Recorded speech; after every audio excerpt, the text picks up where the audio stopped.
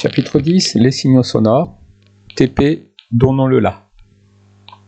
Pour ce TP, il est nécessaire d'installer l'application Fifox sur votre smartphone, avoir un tableur tel qu'Excel ou LibreOffice Calc, quelques enregistrements de la note La jouée avec différents instruments. Il faut également installer l'atelier scientifique sur l'ordinateur.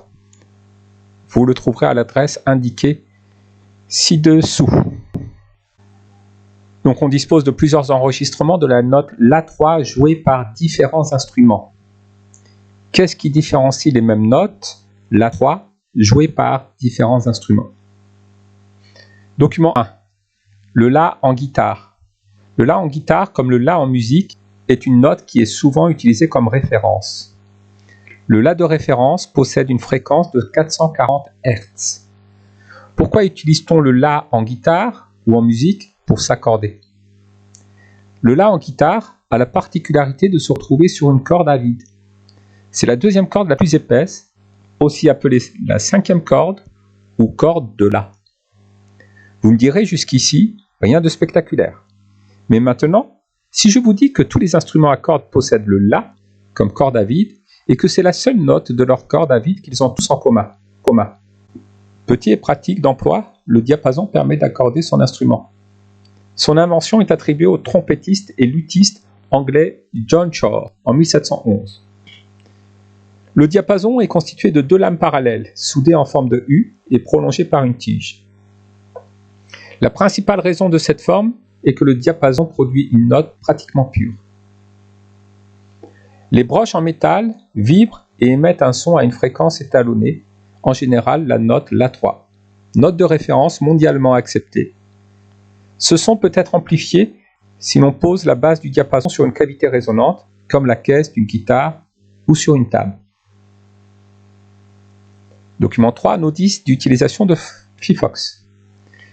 Ouvrir Fifox, choisir le module mesure du son en appuyant sur l'icône mesure du son, appuyer ensuite sur le bouton lecture entouré en rouge, jouer d'un instrument ou faire jouer un fichier audio, appuyer sur pause pour figer l'image, exporter les valeurs sur votre boîte mail en cliquant sur le menu à 3 points entouré en bleu, en haut à droite de votre écran, puis sur Export Data et enfin Excel.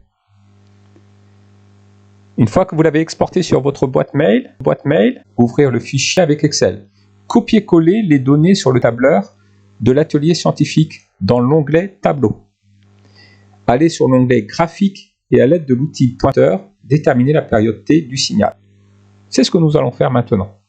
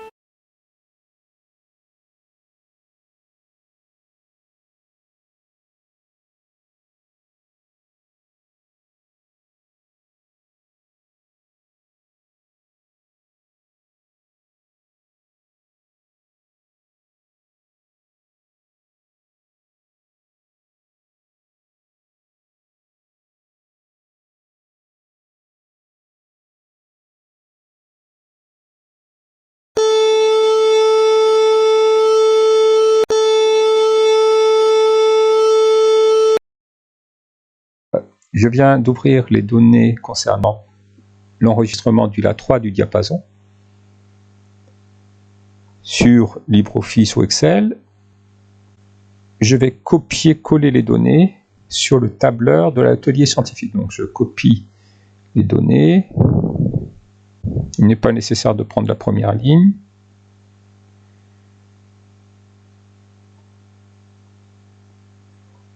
On ouvre l'atelier scientifique. Dans l'atelier scientifique, on va cliquer tout en bas sur tableau pour tableur. On va coller les valeurs tout en haut.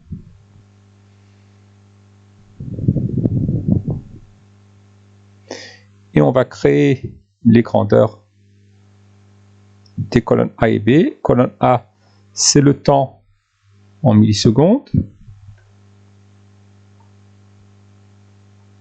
Colonne B, on va indiquer donc, le nombre de points 480. Colonne B, on double-clique. On indique que c'est la tension en unité arbitraire ou l'intensité sonore en unité arbitraire. La tension est l'image de l'intensité sonore enregistrée. Donc là, je mets unité arbitraire. OK. Pour visualiser le graphique représentant la tension ou l'intensité sonore en fonction du temps, je vais cliquer sur l'onglet graphique tout en bas. Et pour faire apparaître la courbe, il suffit de cliquer ici en haut de l'axe des ordonnées sur la lettre U.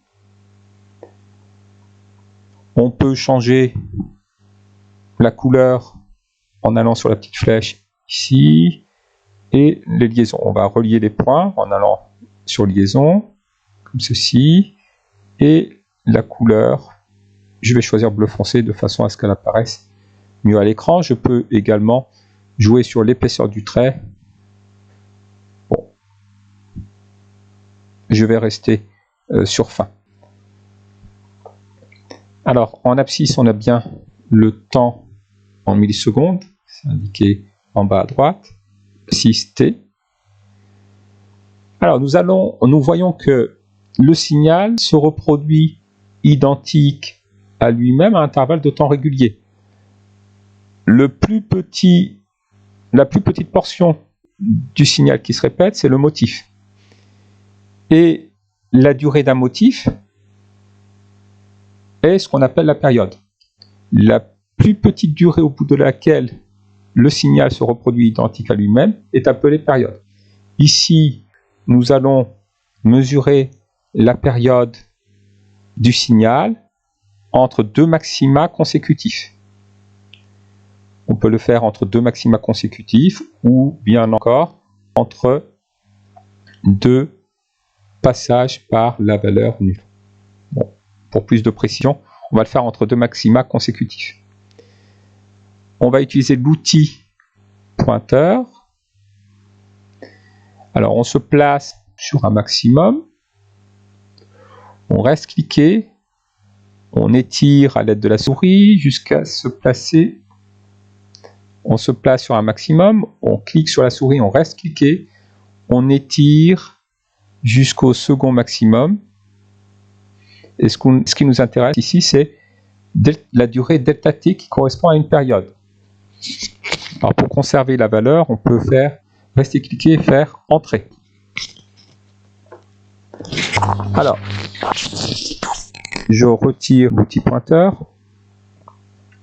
Je me mets en normal. Nous avons une période de 2,3 millisecondes. Delta t est égal à 2,3 millisecondes pour le la du diapason.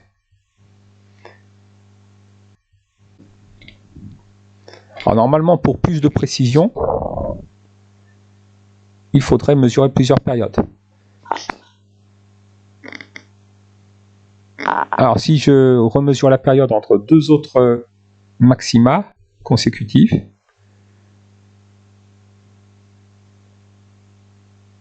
j'obtiens une période de 2,28 millisecondes à peu près. Alors je peux mesurer pour plus de précision plusieurs périodes, donc avec l'outil pointeur. Je vais partir d'un maximum, compter le nombre de périodes.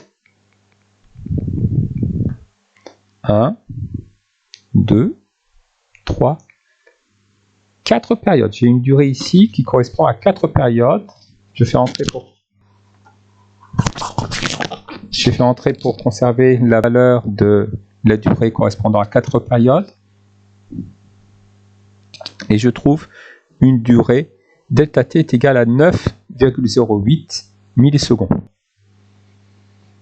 Donc cette durée delta t correspond à 4 périodes. Je peux déduire la valeur d'une période en divisant la durée de 4 périodes par 4.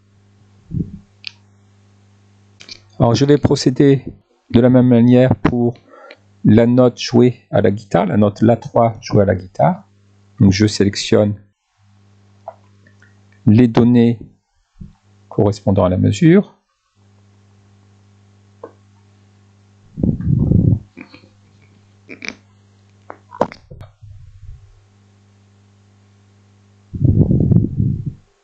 Sans prendre la première ligne, je copie et je colle sur le tableur de l'atelier scientifique. Je recrée le temps en millisecondes. Donc là, je vais mettre 490 points.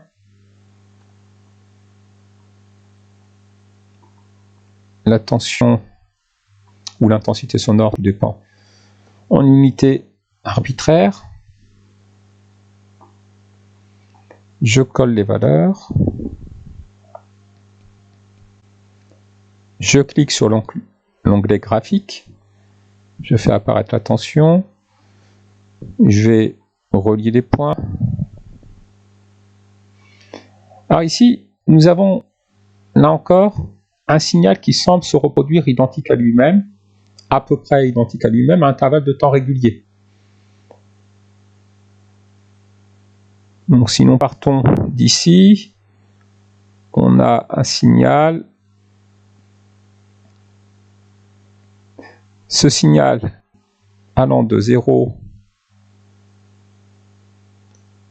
à ce point-là se répète par la suite. Donc là encore, je vais prendre les maxima relatifs pour mesurer une période.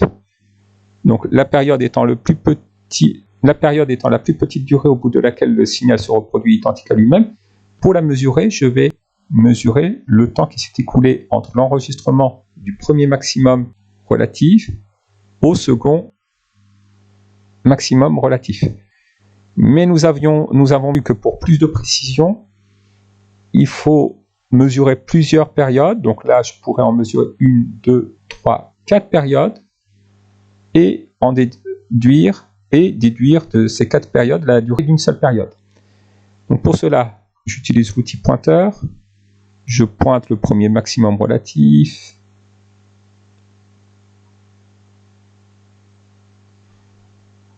Je reste cliqué, je pointe le second, je pointe le cinquième maximum relatif, entrée, et je retrouve 9,09 millisecondes, ce qui est à peu près identique à 9,08 millisecondes auparavant. Donc on va voir comment calculer la période dans un instant. Je procède de la même manière pour le La enregistré à l'aide du piano. Ici, le signal semble se reproduire identique à lui-même, même s'il y a une atténuation. Donc, on reconnaît le premier motif allant de La à La, second motif un peu plus atténué, et troisième motif. Donc, même si le signal n'est pas parfaitement périodique, qui ne se répète pas parfaitement à l'identique, on reconnaît tout de même une répétition d'un certain motif. Pour mesurer la durée correspondant au plus petit motif, je vais en mesurer 2. Je vais me positionner ici, sur ce maximum relatif, aller jusqu'à ce maximum relatif, ça va me donner la période du plus petit motif, mais pour plus de précision, je vais en mesurer 2. 1, 2, pardon, 1, 2. Qui, pointeur, alors je me place. Le mieux, c'est peut-être de prendre le minimum relatif. Donc, je vais prendre le minimum relatif. De là à là, ça me fait une période. Et de jusqu'au point suivant, jusqu'au minimum relatif suivant, ça me fait 2 périodes. Je trouve, je vais faire entrer pour conserver, la durée de 2 périodes correspond à 4,49 millisecondes. Reprenons les différents signaux enregistrés et étudiés. Alors, le La3 joué par le diapason est périodique. Voici, repassé en bleu, le plus petit motif qui se répète dans le temps. La durée, la plus petite durée au bout de laquelle le signal se répète identique à lui-même dans le temps est appelée période grand T. On peut la mesurer comme indiqué sur le schéma, ou encore on peut la mesurer en prenant la durée qui sépare deux maxima consécutifs. Pour être précis, nous allons mesurer plusieurs périodes. Donc nous allons mesurer au total 4 périodes, une durée correspondant à 4 périodes, une durée delta t correspondant à 4 périodes. Nous avons mesuré à l'aide de l'atelier scientifique 9,08 millisecondes correspondant à 4 périodes. On en déduit la valeur d'une période de 2,27 millisecondes en divisant la durée delta t par 4. Donc la période du signal de la note La3 jouée au diapason vaut 2,27 millisecondes. Petite définition, la fréquence f d'un signal périodique, c'est le nombre de fois que ce signal va se répéter identique à lui-même en une seconde. Calculons cette fréquence pour la note. Alors, il y a proportionnalité entre le nombre de répétitions et la durée. Une période grand T correspond à une répétition d'un motif, d'un signal. Et une seconde correspond à une seconde correspond à un nombre de répétitions égal à la fréquence petit f. Faisons un produit en croix pour retrouver la formule permettant de calculer la fréquence. F égale 1 fois 1 divisé par grand T. Donc on obtient que la fréquence du signal, c'est l'inverse de la période. La période, nous l'exprimons en secondes. Donc 2,27 millisecondes, c'est 2,27 fois 10 puissance moins 3 secondes. Et on obtient une fréquence égale à 440 Hz. Le Hertz est l'unité de la fréquence. Donc en une seconde, le motif se répète 440 fois dans le... Donc en une seconde, le motif s'est répété 440 fois. Passons au La3 joué par la guitare. Donc en rouge, j'ai repassé le motif qui se répète dans le temps. La double flèche bleue correspond à une durée égale à 4 périodes, 4T. Nous avons mesuré 9,09 millisecondes. Nous en déduisons la valeur d'une période, 2,27 millisecondes là encore, pour la note La3 jouée à la guitare. On en déduit la fréquence en utilisant la formule F égale 1 sur T. Et nous obtenons là encore 440 Hz pour la fréquence de la note La3 jouée à la guitare. Pour la note La3 jouée par le saxophone, j'ai repassé en vert le motif qui se répète dans le temps. La double flèche correspond à 3 fois la période. Nous avions mesuré 6,88 millisecondes. On en déduit la durée d'une période en divisant 6,88 par 3, le nombre de périodes. Donc nous avons une période égale à 2,9. Nous avons une période égale à 2,29 millisecondes. On en déduit la fréquence. La fréquence étant égale à 1 sur T, l'inverse de la période, nous trouvons une fréquence de 436 Hz. Pour la note La3 jouée par le piano, j'ai repassé là encore le motif qui se répète en bleu. Je n'ai pris ici que une durée de 2 périodes pour déduire la valeur d'une période.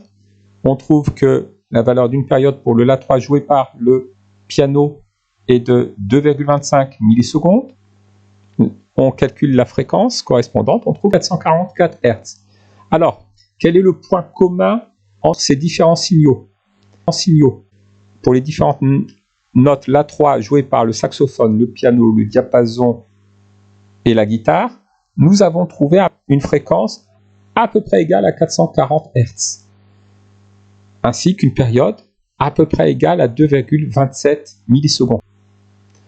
Donc ces différents signaux sont périodiques, ils ont la même période grand T et la même fréquence F. En quoi diffèrent ces signaux? Ces signaux n'ont pas la même forme. On dit que ces signaux ont des timbres différents. Qu'est-ce que c'est que le timbre? C'est ce qui nous permet de reconnaître que le signal, que la note La3 est jouée par tel ou tel instrument. Le timbre de la note n'est pas le même suivant l'instrument utilisé pour jouer la note. Par contre, la note La3 a une fréquence donnée et une période donnée. La fréquence de la note La3 est de 440 Hz.